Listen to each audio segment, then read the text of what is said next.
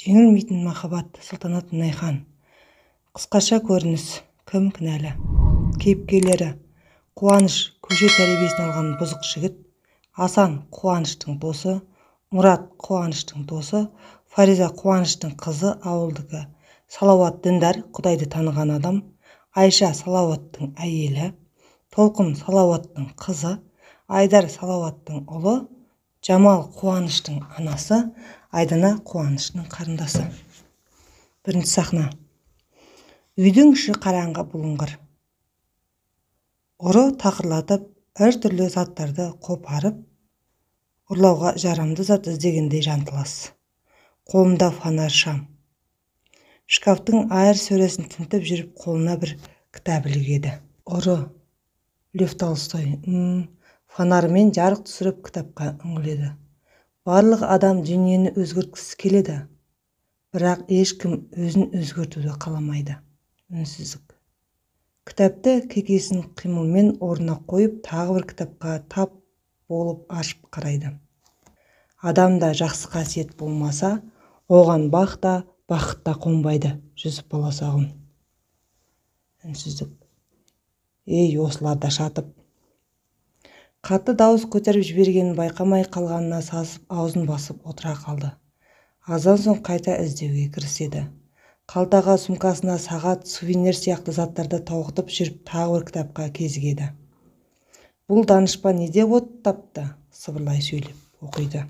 Мұхаммед: әй, өздеріне зиян қылған құлдарым, Алланың рахметінен күдеріспеңдер. Алла біртұтас күнәларды жарылқайды. Өйткені ол тым жарылқаушы, төтенше мейірімді де. Зүмра 53 аят. Аз бөгеліп кітапты аударып қарайды. Құран, Аллахтың кітабы Құран. Өзінің ұры екенін ұмытып, қатты сөйлейді. Тез парақтарын аударып тағы оқиды. Ал тәуба келтіргендер, қателігін түзеткендер, шынын айтқандар қарғысқа ұшырамайды. Олардың тәубасын қабыл етемін. Өйткені мен тәубаны қабыл алушымын, әрі өте мейірімдімін. Бақара 160 аят. Сырғып, не сасқанынан, не таңғалғаннан жүйелеп отырады да ары қарай аударыстырып оқиды. Аллах тағала өзіне ортақ қосқанды жарылқамайды да, бұдан өзге қалаған кісісін жарылқайды. Сондай-ақ кім Аллахқа ортақ қосса, арасында жалақ қойып, зор күнәлі болады. Ниса 48. Осы кезде сабдыр тықырдан, күбір-сыбырдан оянған үйдің иесі ақырын сыртынан бақылап тұрады. Ұры тағы Құранмен қатар тұрған кітапты алып оқиды.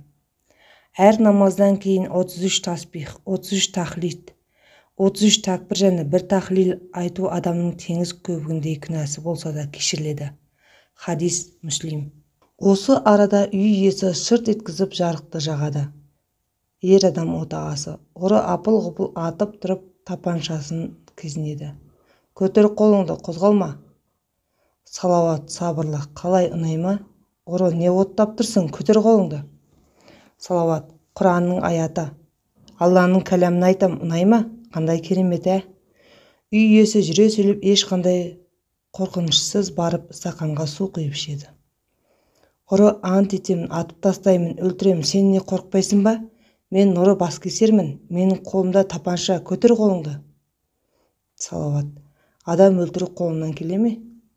Ұры: о не, мен талай жасағанмын. Күмәнің болмасын, көтер қане. Салауат: сен барып болғанна Алладан ажалы келген адамдарды ғана өлтірдің. Бірақ бұның зор күнә.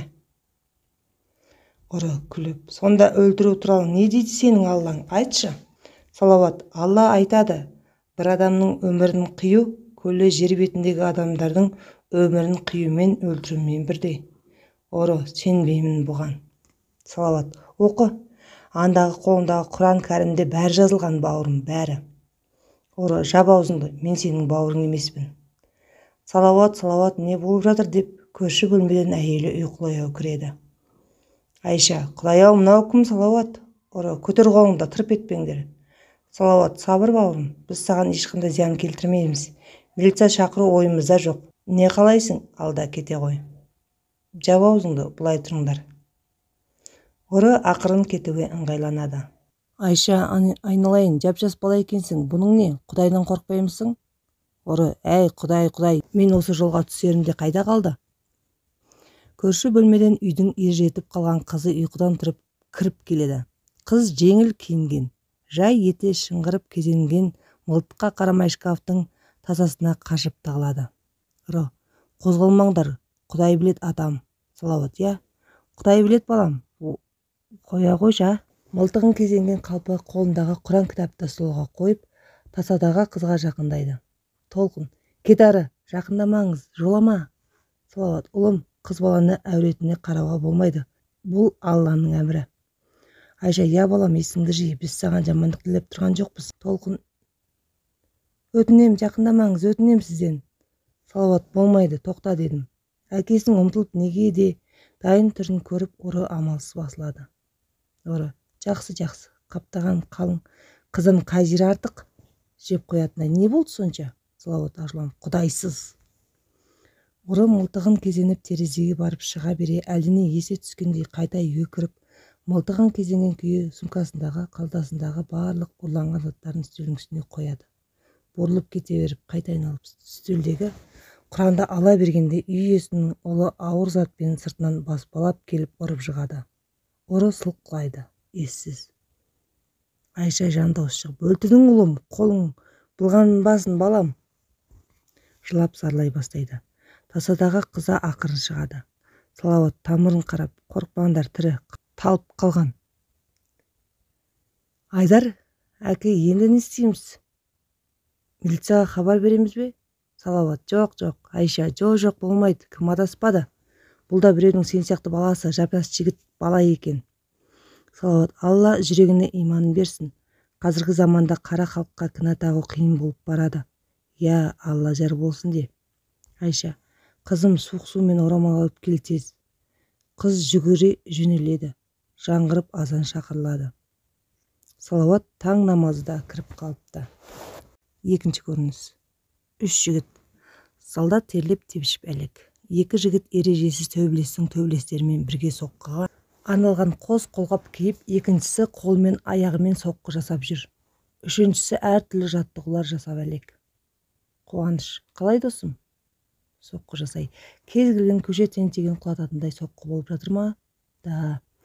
Асан, болады, бірақ бір сойқын тию үшін әлі көп дайындық керек. Грушаға емес, көшеде сол адамның өзін ұрып дайындалған жөн. Яғни, Қуаныш, яғни көп таяқ жеу керек дейсің ғой? Таяқ, тістеніп ұрып, таяқты мен жегізем, көресің. Да. Асан, басында жемей құтылу қиын, ең бастысы жүрек керек. Батыр болам деген адамның жүрегі қайтпаған досым. Қуаныш, әп бәле, мен бе қайтпайтын? Қалтасындағы пышағын суырып алып, Асанды қабырғаға итеріп, мойнына пышақ тақайды. Ашулы, қалай? Нағыз қас батырдың жүрегі бар ма екен? Бар ма?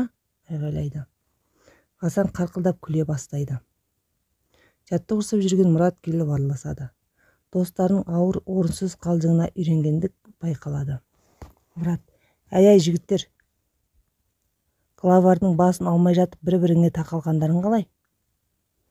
Асан, өй, Мұрат итеріп жібереді. Мұрат, ертең мына пышағыңда бірге емес, жүздеп, мыңдап тақайтын сасық мойын табылады. Әлі тұра тұрыңдар, көреміз сол кездеріңде, батырлықтарыңды. Қуаныш күле, қалжың Асан. Асан, білем. Жауыздың өзінің. Екеуі жұдырықтаса бастайды. Мұрат, я, оның дұрыс. Жауыз болмасаң жаулап алу қиын. Тура кинодағыдай. Мачете убивает. Қуаныш, қайтпаймыз, уайымдама. Тістеніп зілді соққы жасайды. Көп ұзамай күллі қаланы ашсам алақанымда, жұмсам жұдырығымда ұстаймын, қарсы келгенін. Бауыздау қимылын көрсетеді. Асан, немесе бригададағыдай төңкеріс жасаймыз. Қуанышқа, Саша белый, окей. Мұрат, болды жігіттер, демалайық. Қуаныш Асанға, әкелші түтініңнен. Өртенейік, шөп шегіп, кайфовать ету керек еді, да? Бұрқыратып үшеуі темекі шегеді. Осы кезде азан шақырылады. Қуаныш, қай намаз? Мұрат, білмеймін, түс ауды ғой. Асан, екінші намаз. Баяғыда намаз оқыған адам деп мені кім айтады? Айтшы, біздің тірлігіміз жақсылық. Қуаныш, о, Асан, тағы бастамаша. Мұрат, искусство требует жертв. Асан айыбын жуғысы келгендей: айтпақшы, Кука, қызың қалай? Сол қызды құлпыртып қайдан тауып алғансың? Тема ғой өзі. Мұрат Асанға: сен өзің қыз көрсең қызарып шыға келетінің қалай? Саған тездетіп бел босату керек. Қарқылдап күліп: көшеге шық та біреуін алып кел, бітті шаруа, қалғанын өзі-ақ тындырады. Қуаныш пен Мұрат ұзақ күледі. Қуаныш күлкісін баса алмай: Асаншик, менің қызым ауылдың аңқау аруы, ондайға сен жолама. Жақсы адамның рөлін ойнап күнәға батарсың. Қаланың қызы тез көнеді, артынан артық проблемасы да жоқ. Асан: иә, сендерге салса бәрі оңай. Сонда ауылбай қызың мықты ма? Үйленем де. Қуаныш салмақты: Асан, бізге үйлену ерте, аяқтан тұрып алу керек. Жалғанды жалпағынан басатын беукеспе болу керек. Әсиет баукеспе да. Мұрат: иә, солай Асаншик. Қуаныш: ал ол қызды құлағына құм құйып алдап жүрмін. Үйленем, сүйем десем болды, елдеріп қойныма топ ете қалады. Асан жаны ашығандай: сүйеді ғой. Қуаныш: иә, өлерде сүйеді ақымақ. Өмір солай, заман асик. Заман бізді тәрбиелейтін. Мұрат: әйтпесе бомбыш болып кетесің. Асан: сен біреуді аясаң, ол сені аямайды. Көрдік қой. Қуаныш: қыз деген бізден өткен жауыз, сұм болады. Жүрген қыздарымның санын білмесем де санамда сайқалдыға сайрап тұр. Мұрат: өткенде жалаңаш қалдым ана бір қыздың кесірінен. Таңда тұрсам бар ақшамды, киімімді, кешегімді түгел сыпырып кетіпті. Жоқ. Үшеуі де қарқылдап күледі. Осы кезде есік қағылады. Қуаныш: мамам болу керек, отыра беріңдер, есікке беттейді. Мұрат пен Асан темекілерін өшіріп ыңғайланып отырады. Ішке Қуаныш анасының қарындасын ертіп кіреді.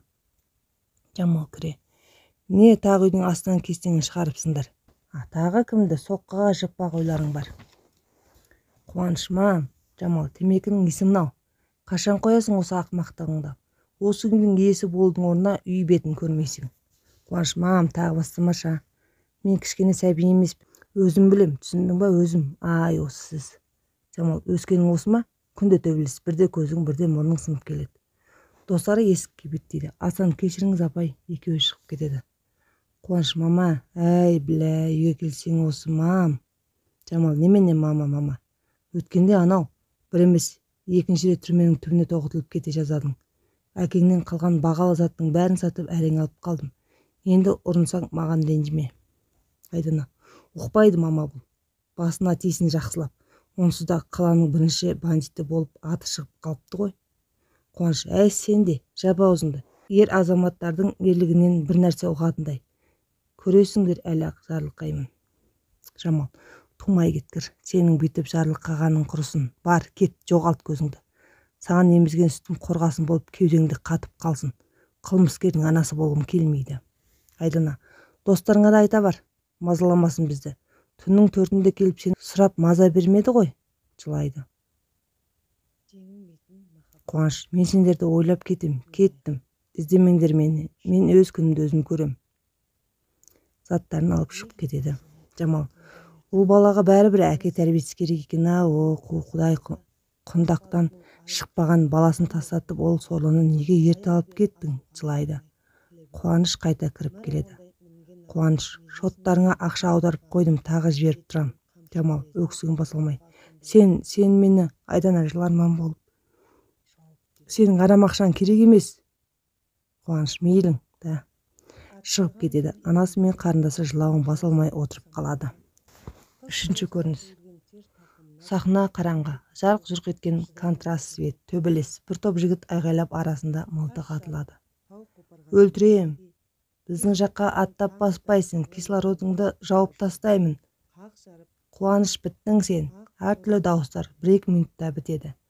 Бәрі тарап, соңында екі жігіттің сұлап жатқан денесі көрінеді.